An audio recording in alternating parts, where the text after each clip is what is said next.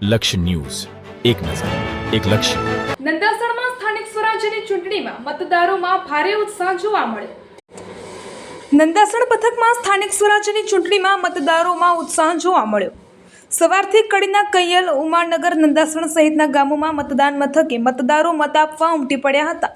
ગામડાઓમાં લગ્નની મોસમ હોવાથી કૈયલમાં યુવતીએ લગ્નના ફેરા પહેલા ફરજ નિભાવી.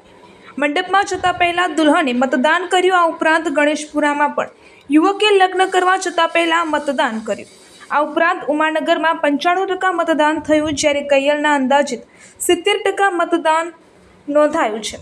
આમ નંદાસણ પથકમાં શાંતિપૂર્વક મતદાન થયું.